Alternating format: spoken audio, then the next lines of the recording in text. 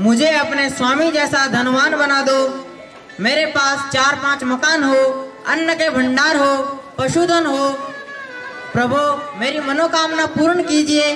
मैं आपको प्रति माह प्रसाद चढ़ाऊंगा। अच्छा, प्रति माह नहीं तो प्रति हफ्ता जरूर चढ़ाऊंगा। आप कृपा तो कीजिए, मैं आपको प्रतिदिन प्रसाद चढ़ाऊंगा। गंगाधर कहाँ हो? प्रभु मुझे अब जाना होगा, मेरे स्वामी मुझे पुकार रहे हैं। अच्छा, तो तुम यहाँ हो। लगता है आज भी तुम किसी निष्कर्ष पर नहीं पहुँचे। नहीं स्वामी, मैं निष्कर्ष पर पहुंचने ही वाला था कि आपकी आवाज ने मुझे बुला लिया। अरे निर्बुद्धि, इन पाषाण प्रतिमाओं ने आज तक किसकी मदद की है जो तेरी करेगी? स्वामी आप कैसी बातें करते हैं? संसार के लोगों की इससे मनोकामनाएं पूर्ण होती है, वह मिथ्या है। लोग तो अलग अलग मंदिरों और तीर्थों में जाकर अपनी मनोकामनाएं पूर्ण करवाते हैं। भला यह मिथ्या कैसे हो सकता है? गंगाधर, क्या आज तक तुमने किसी ऐसे व्यक्ति को देखा है जो तुम्हारी तरह करता तो कुछ नहीं, केवल इस मूर्ति से प्रार्थना करके संपन्न हो जाना चाहता हो? अरे व्यक्ति की सफलता का संबंध उसके पुरुषार्थ से, उसके कर्मों से। उसका संबंध इस मूर्ति पूजा से कभी नहीं सकता, बल्कि ईश्वर की आज्ञा के विपरीत, वेद के विधान के विपरीत जो भी कर्म किए जाते हैं उनसे हमें केवल पाप ही लगता है। स्वामी यदि मूर्ति पूजा करने से पाप लगता है तो हमारे धर्म शास्त्रों में इसका विधान क्यों किया गया है?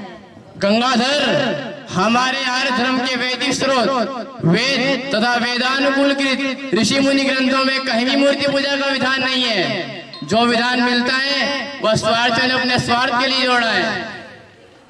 स्वार्थ? इसमें कैसा स्वार्थ हो सकता है स्वामी?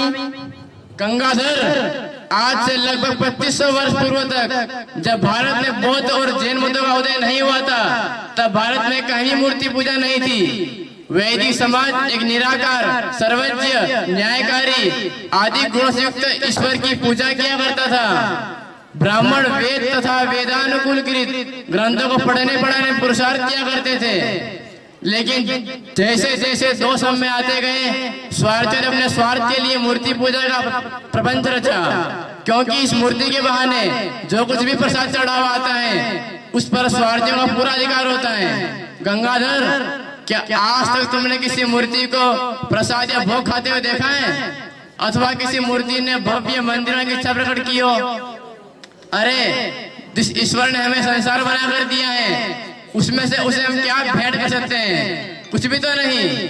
बल्कि जिस संपत्ति से हमें दीन दुखियों की सेवा करनी चाहिए थी, उसे हम इस मूर्ति के माध्यम से व्यक्ति या संस्था को सौंप देते हैं, जिससे हमें केवल पाप ही लगता है, पाप जो हमारे पतन का कारण होता है।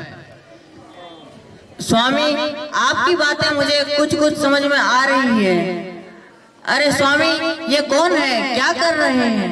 गंगाधर, कहाँ खोए रहते हो? धर्म की नगरी काशी में स्वामी। अरे यहाँ तो मैं भी जानता हूँ। मेरा अभिप्राय था कि तुम कहाँ खोए रहते हो, कि तुम्हें अपनी आसपास की विशेष घटनाओं की जानकारी नहीं रहती। विशेष? ऐसा क्या विशेष हो रहा है स्वामी हमारी नगरी में? गंगाधर, ये नगर सेवक थे जो स्वामी जी के विज्ञापन लगा रहे हैं। इसमें स्वामी जी ने घोषणा की है कि... घोषणा? क्या घोषणा की है स्वामी? ले लो, तुमने घोषणा भी नहीं सुनी अब तक? नहीं स्वामी। चलो अब सुन लो। सुनो सुनो सुनो, सभी नगरवासियों को यह सूचित किया जाता है कि हमारी धर्म की नगरी काशी में वेदों के विद्वान, समस्त शास्त्रों के ज्ञाता स्वामी दयानंद जी पधारे हुए हैं। स्वामी जी की घोषणा है कि मूर्ति पूजा वेद विरुद्ध है। अगर कोई विद्वान मूर्ति पूजा के समर्थन में वेदों का कोई भी प्रमाण जानता है तो वह आके स्वामी जी से शास्त्रार्थ करें। सुनो सुनो सुनो। स्वामी क्या किसी विद्वान ने यह चुनौती स्वीकार की है? किसी एक मूर्ति पूजक विद्वान में इतना सामर्थ्य कहा कि वो अकेले स्वामी जी शास्त्रार्थ कर ले। हाँ, काशी नरेश ईश्वरी नारायण सिंह को लेकर एक टोली पहुंची है शास्त्रार्थ के लिए। फिर क्या हुआ स्वामी? सूर्यास्त होने वाला है, चलो आनंद बाग चलते हैं, जहाँ शास्त्रा प्रारंभ होने वाला है। वहाँ स्वयं देख लेना क्या हो रहा है। तो आर्य सज्जनों, हमारी नगरी काशी में वेदों के विद्वान स्वामी जी के समक्ष माधवाचार्य, विशुद्धानंद, बाल शास्त्री आदि विद्वान उपस्थित थे और इस प्रकार शास्त्रा प्रारंभ होता है।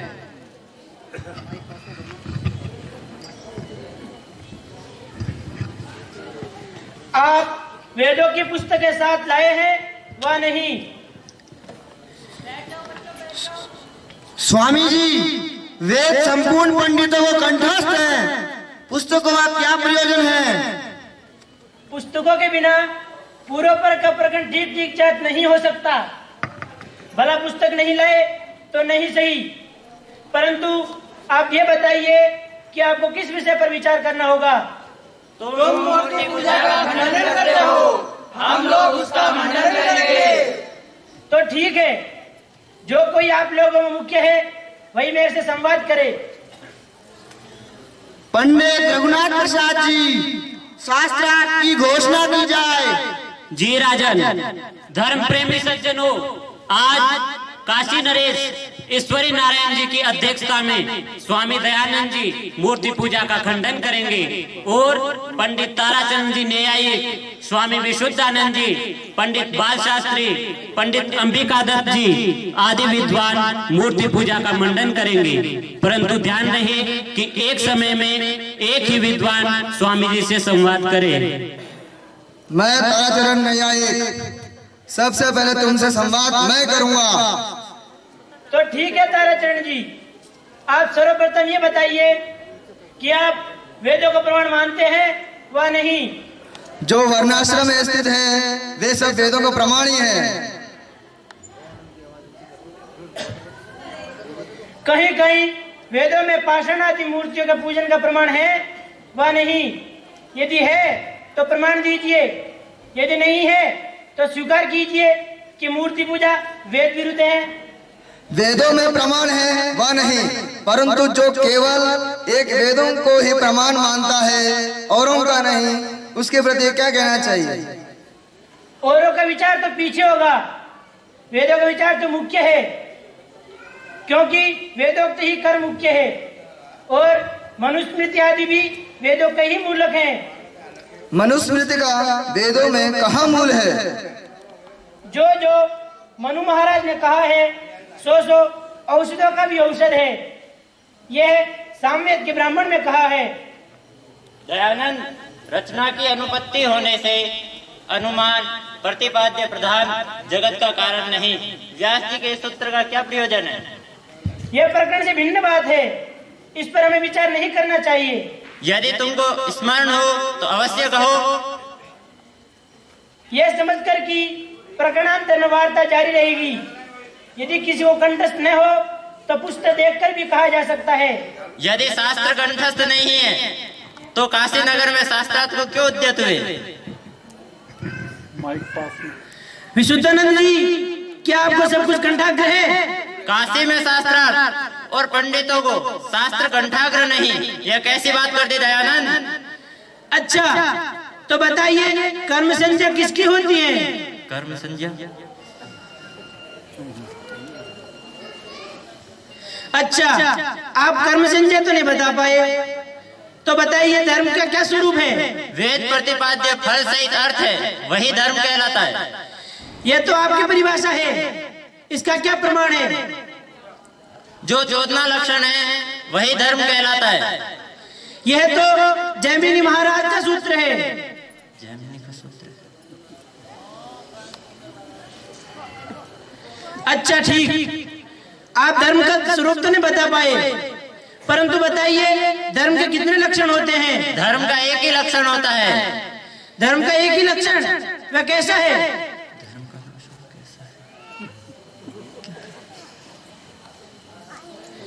धर्म के तो 10 लक्षण होते हैं, फिर आप एक ही कैसे कहते हैं? वे 10 लक्षण धर्म के कौन से होते हैं? द्वितीय समाधमोस्तेयम, शौचमिंद्रिय निग्रह, धीर विद्या सत्यम क्रोधो, दशकम धर्म लक्षणम।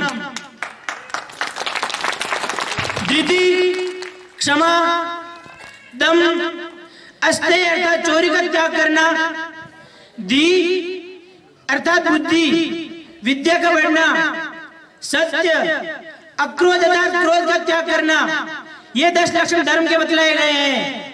फिर आप एक ही कैसे कहते हैं? दयानंद, हमने सब धर्मशास्त्र पढ़े हैं, हमसे पूछ लो। तो ठीक है बाल शास्त्री जी, आप अधर्म का लक्षण कहिए। अधर्म,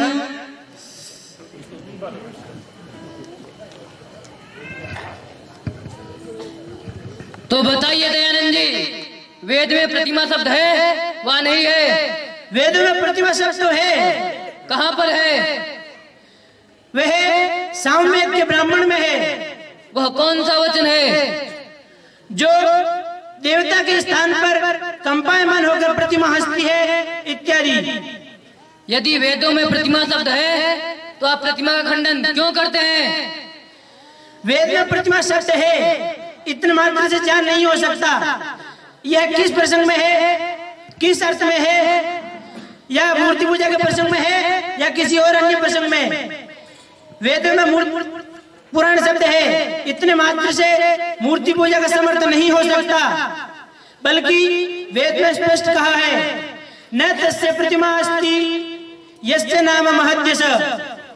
इस मंत्र में स्पष्ट कहा गया है उस सर्वज्ञ सर्वनिराकार परमात्मा की कोई प्रतिमा नहीं हो सकती। अतएव मैं मूर्ति पूजा का खंडन करता हूँ। जिस जिस दिशा में जो देवता है उसकी शांति करने से अद्भुत देखने वालों के विघ्नों की शांति हुआ करती है। यह तो आपकी बात सत्य है, परंतु इस प्रकार से विघ्न दिखलाने वाला कौन है? इंद्रियां दिखलाने वाली हैं। इंद्रियां तो देखने वाली है, दिखलाने वाली कदापि नहीं हो सकती। जैसे सब प्राचीन दिसमन में वर्ते थे, इस मंत्र में कहा है सहसत का वाच्यार्थ क्या है? स्वामी जी, अंतरिक्ष आदि गमन और शांतिकरण का फल, इसका वाच्यार्थ है। आपने भी यह प्रकरण देखा तो है, परंतु किसी एक मंत्र का अर्थ तो कहिए। अर्थ दयानंद, वेद किससे उत्पन्न हुए हैं? वेद ईश्वर से उत्पन्न हुए हैं। इस ईश्वर से? क्या ईश्वर बहुत से होते हैं? ईश्वर तो एक ही होता है, परंतु किस लक्षण वाले ईश्वर से वेद प्रतिपादित हुए हैं? सच्चिदानंद लक्षण वाले ईश्वर से वेद उत्पन्न हुए हैं। वेद और ईश्वर में क्या संबंध है? कार्य कारण भाव का संबंध है। जैसे मन में ब्रह्म बुद्धि और सूर्य में ब्रह्म बुद्धि करके प्रतीक उपासना कही है, वैसे ही शालिग्राम के पूजन का ग्रहण करना चाहिए। जैसे ब्रह्मोद्युपासिन, आदित्यम ब्रह्मोद्युपासिन इत्यादि वचन वेदों में देख पड़ते हैं, वैसे ही पाषाण आदि ब्रह्मोद्युपासिन इत्यादि वचन वेदों में नहीं है। फिर आप इसका ग्रहण क्यों कर सकते हैं? स्वामी जी, उद्बुद्ध स्वाग्ने प्रतिजा गृहीत त्वमिष्टा पूर्ते संसृजेता मयंच। इस मंत्र में पूर्त शब्द से किसका ग्रहण होता है? पूर्त शब्द का ग्रहण वापी, कूप, तड़ाग और आराम शब्द का ग्रहण है। इससे पाषाण आदि मूर्ति पूजन का ग्रहण क्यों नहीं होता है? पूर्त शब्द तो पूर्ति का विशेषण है। यदि किसी को शंका है तो निरुक्त और उसके ब्राह्मण में देखिए। पुराण शब्द वेदों में है व नहीं है? पुराण शब्द तो वेदों में बहुत सी जगह है।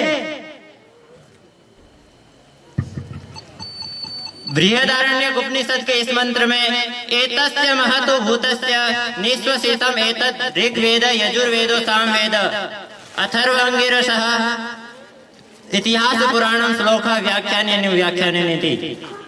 इस श्लोक का आप प्रमाण मानते हैं अथवा नहीं? हाँ, प्रमाण तो मानते हैं। यदि श्लोक का भी प्रमाण मानते हैं तो सबका प्रमाण मानना चाहिए। सत्य श्लोकों का ही प्रमाण मानना चाहिए, अन्यों का नहीं। यहाँ पुराण शब्द किसका विशेषण है? पुस्तक लाइए तब विचार होगा। स्वामी जी, यहाँ पुराण शब्द किसका विशेषण है? कैसा वचन है, पढ़िए। ब्राह्मणानि इतिहासान पुराणानि इति। पुराण शब्द तो पूर्ति का वाचक विशेषण है, अर्थात पुराना नाम सनातन का ब्राह्मण है। दयानंद जी, क्या ब्राह्मण नवीन भी होते हैं? नहीं, ब्राह्मण नवीन कदापि नहीं हो सकते, परंतु ये ऐसी किसी को शंका नहीं हो, इसलिए यहाँ विशेषण का प्रयोग किया है। यहाँ इतिहास शब्द के व्यवधान होने से विशेषण कैसे हो सकता है? क्या ये ऐसा नियम है कि व्यवधान से विशेषण नहीं हो सकता और अव्यवधान से हो सकता है? क्योंकि गीता में कहा है, अजो नित्य शाश्वतो अयं पुराणो न हन्यते हन्यमाने शरीरे। इस श्लोक में स्पष्ट कहा गया है कि दूरस्थ देही का ही विशेषण हो सकता है, क्योंकि व्याकरण आदि में भी कहा जाता है समीपस्थ का ही विशेषण होता है, दूरस्थ का नहीं। यहाँ इतिहास शब्द का पुराण शब्द विशेषण नहीं है, तो यहाँ इतिहास को नवीन ग्रहण करना चाहिए। नहीं, इतिहास नवीन ग्रहण कदापि नहीं हो सकता। जैसे पाषाण आदि ब्रह्मोत्युपासन इत्यादि। वेदों में ये पाठ कहीं भी नहीं है। यदि वेदों में यह पाठ कहीं नहीं है तो हमारी पराजय, यदि है तो तुम्हारी पराजय।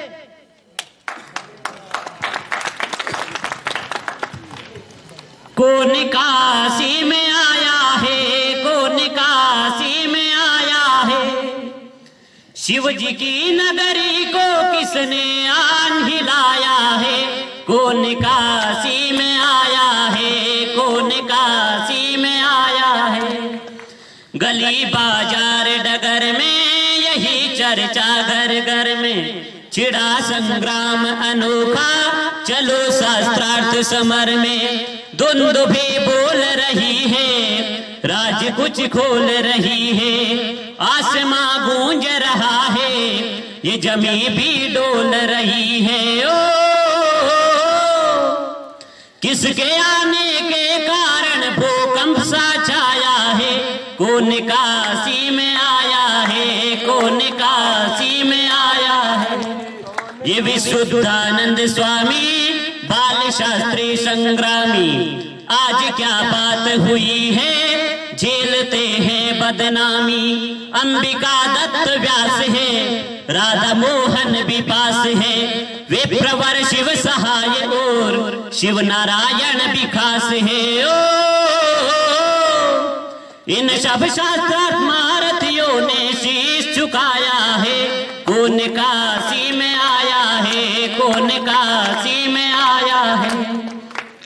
तर्क मणि तारा चरण से, महेश चंद्र न्याय रतन से, मंच पर आज पसीना बह गया इनके बदन से। माधवाचार्य सरीखे, हारना कभी न सीखे, वामनाचार्य धुरंधर शर्म से बोझल दिखे। ओ इन सब के मुख पे मौन का ताला किसने लगाया है, कौन काशी में आया है, कौन काशी में आया है। एक दंडी सन्यासी कह गया बात जरा सी, नाम सुनते ही छाई सबके चेहरों पे उदासी। वीरजानंद का ये चेला था दयानंद अलबेला, पवन सुत बन कर लंका भस्म कर गया अकेला। ओ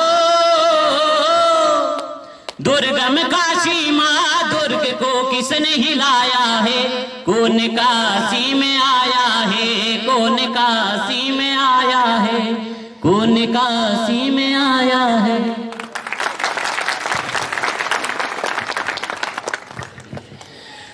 व्याकरण जानने वाले कहे कि व्याकरण में कलम संज्ञा करी है व नहीं। कलम संज्ञा तो नहीं की है, किंतु एक स्थान पर महाभाष्यकार ने उपहास अवश्य किया है।